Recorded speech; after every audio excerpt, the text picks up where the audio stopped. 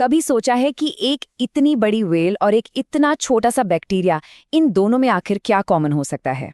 जवाब एक ऐसी दुनिया में छिपा है जिसे हम अपनी आंखों से देख ही नहीं सकते। आज हम उसी दुनिया की नींव यानी कि कोशिका के बारे में जानेंगे। सवाल सुनने में तो बड़ा आसान लगता है ना? पर इसका जवाब वो हमें एक कमाल के सफर पर ले जाता है। एक पूरे के पूरे जीव से लेकर उसके सबसे छोटे माइक्रोस्कोपिक हिस्से तक। जैसे हम किसी चीज पर जूम इन करते हैं ना, बिल्कुल वैसे ही अगर हम किसी भी जीवित प्राणी को देखें तो एक पूरा सिस्टम नजर आता है। पहले आते हैं अंग प्रणाली, फिर अंग, फिर ऊतक, और जब हम और भी अंदर जाते हैं तो पहुंचते हैं उस एक अकेली यूनिट पर जहां से असल में सारी कहानी शुरू होती है। और इसी यूनिट को हम कहते हैं कोशिका, यानी कि सेल। ये जीवन की सबसे फंडामेंटल, सबसे बुनियादी इकाई है। मतलब किसी भी जीव का पूरा स्ट्रक्चर, उसके सारे काम, सब कुछ इसी एक छोटी सी कोशिका पर टिका है। यही वो चीज है जो उसे जिंदा रखती है। पर सवाल ये है कि इस छिपी हुई दुनिया के बारे में हमें पता चला कैसे? भाई ये तो आंखों से दिखती भी नहीं। इसकी कहानी पता है 350 साल से भी ज्यादा पुरानी है। तो चलिए चलते हैं इस खोज के सफर पर। तो ये सफर शुरू हुआ 1665 में, जब रॉबर्ट हुक ने कॉर्क के टुकड़ों में छोटे छोटे बक्से देखे और उन्हें नाम दिया सेल्स। हालांकि वो जिंदा नहीं थे। फिर करीब 10 साल बाद 1674 में एंटनी वैन ल्यूवेनहॉक ने तालाब के पानी में पहली बार जिंदा सेल्स देखे, जिन्हें उन्होंने एनिमैल्क्यूल्स कहा। कहानी और आगे बढ़ी। 1838-39 में श्लीडन और श्वान ने कहा कि भाई सारे पौधे और जानवर सब सेल्स से ही बने हैं।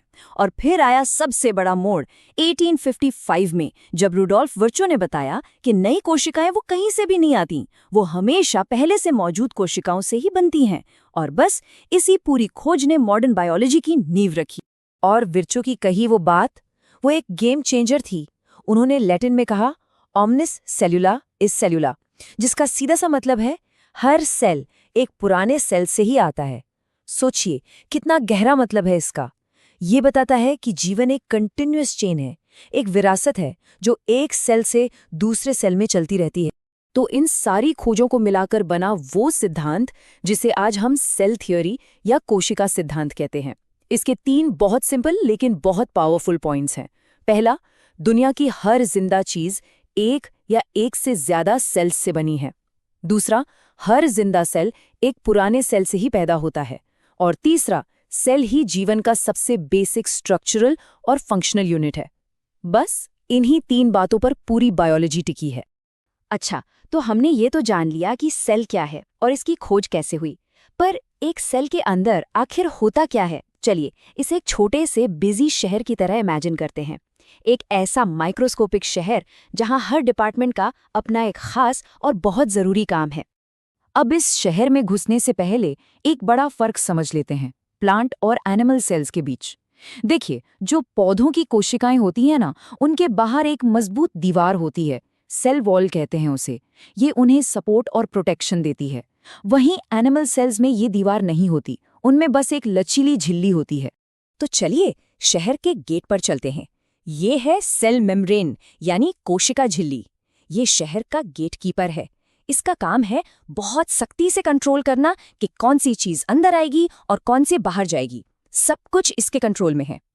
अब गेट से अंदर आते हैं तो हमें मिलता है शहर का कंट्रोल सेंटर यानी न्यूक्लियस या केंद्रक। ये समझ लीजिए शहर का हेड ऑफिस है।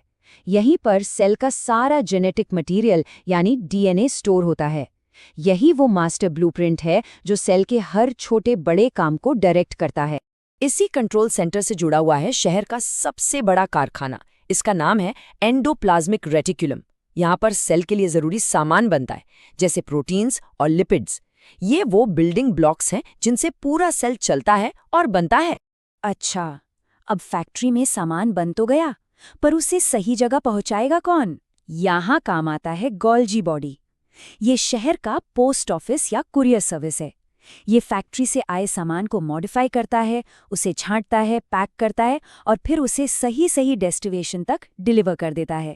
लेकिन सोचिए, इस पूरी फैक्ट्री, पोस्ट ऑफिस और कंट्रोल सेंटर को चलाने के लिए एनर्जी कहाँ से आती है?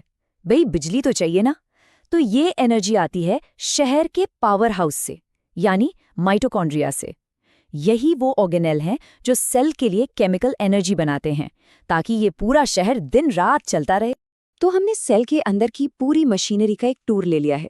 अब सवाल ये है कि ये अकेला सेल मिलकर इतने बड़े बड़े जीव कैसे बना लेता है। असल में ये जो बेसिक डिजाइन है ना, ये 2 तरीकों से ऑर्गेनाइज होता है और इन्हीं से हमें जीवन की इतनी सारी वैरायटी देखने को मिलती है।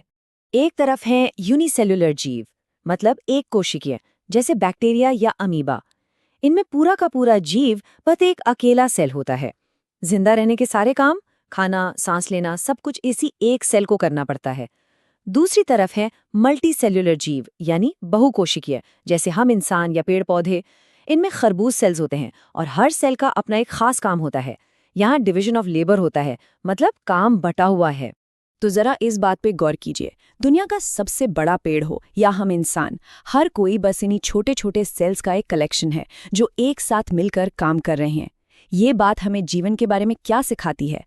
यही कि दुनिया की सबसे बड़ी और कॉम्प्लेक्स चीज़ों की शुरुआत अक्सर एक बहुत ही छोटी मगर आत्मनिर्भर इकाई से होती है।